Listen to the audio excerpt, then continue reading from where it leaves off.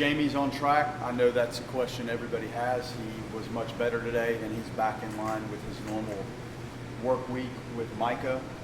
So there you go. Thought that was the best I've ever seen Mendez. Life of the fastball. And when you see a guy out there that looks like he's in such control of things and can go get a little bit more velocity, a little more stuff when he feels like he needs it, I felt like that was a factor today, especially with the fastball.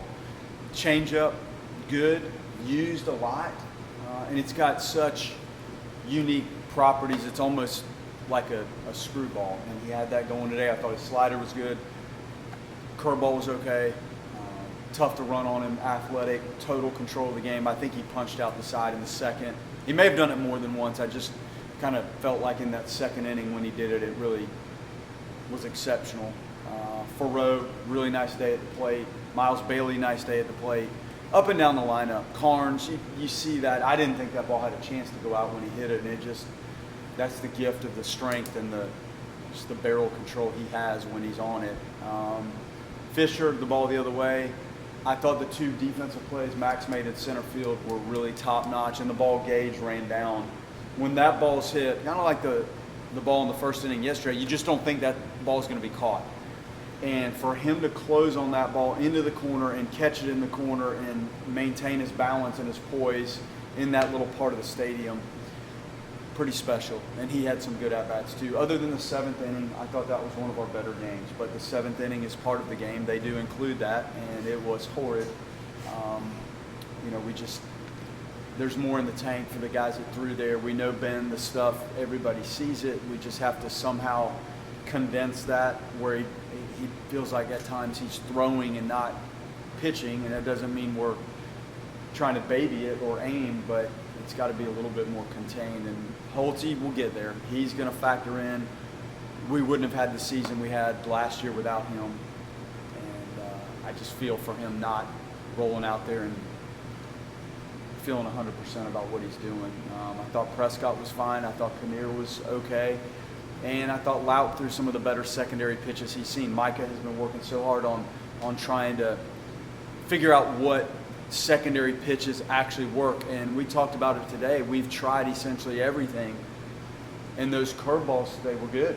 And with his fastball profile, how it climbs, that's a good pitch to complement the fastball. And his changeup was nice. So pleased with it. The seventh inning just leaves a bitter taste in my mouth.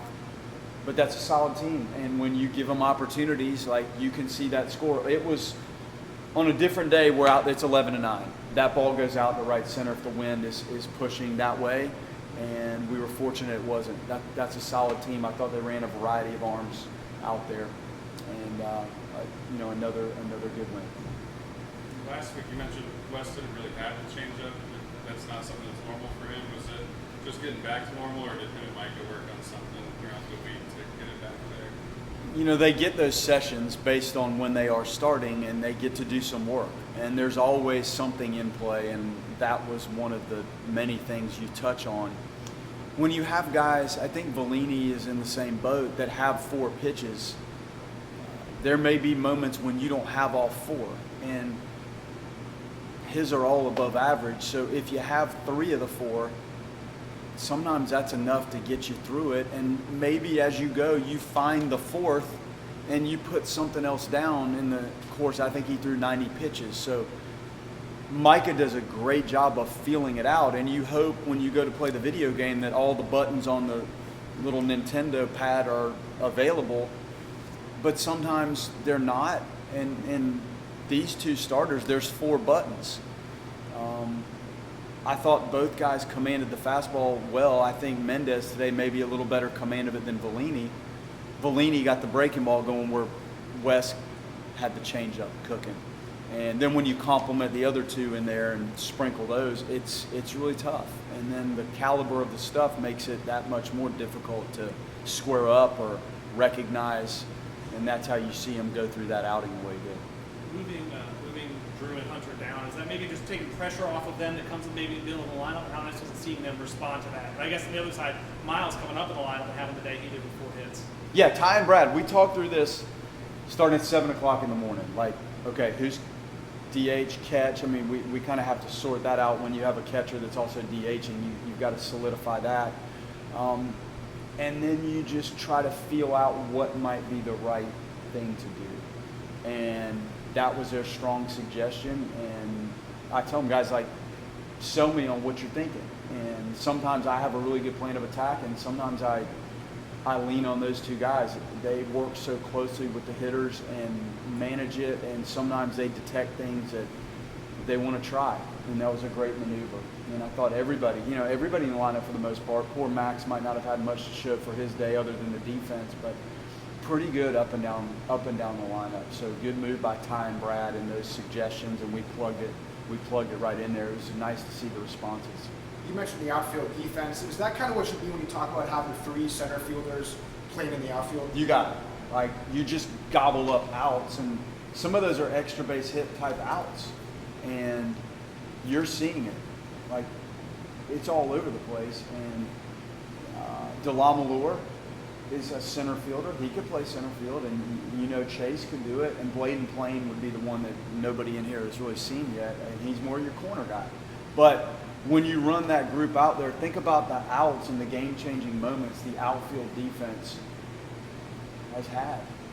The infield defense today, it's funny how there's days we talk about infield defense. Today, McCulley fielded the one chopper and probably should have just tried to turn it.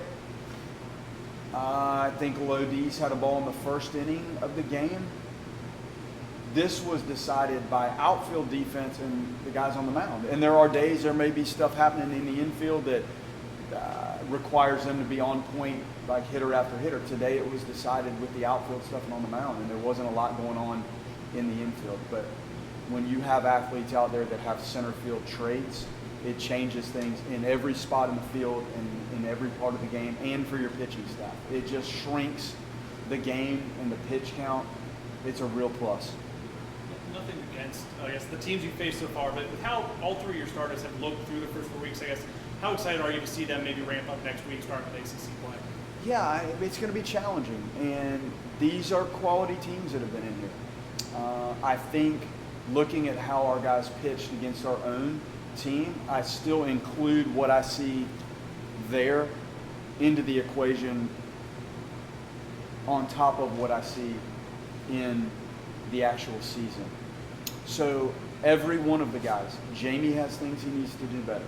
Valini has things he needs to do better, and so does Wes. But you feel like it gives you a chance to go out and have a competitive shot to win games. The bullpen guys, we need to be more consistent. And each one of the guys that we have seen have been really dynamic, and then each one of the guys have had moments where you scratch your head a little bit as to why it's not a little bit more crisp and consistent. Every one of them. So that's a concern. And the starting pitchers, if you brought every guy in here, they could tell you the things they need to work on. And I think that's sometimes as important as maybe the result, so that when they do their side work and they go down there, and whether it's bullpen, flat ground, they know exactly what they need to work on. They're not hanging their hat on whether it went really well or whether it didn't go well. They know their craft, and they know there's things they need to push for. How does that, for the starting pitchers, how does that kind of schedule change with like that extra day that they have? Well, I mean, an extra day is nice.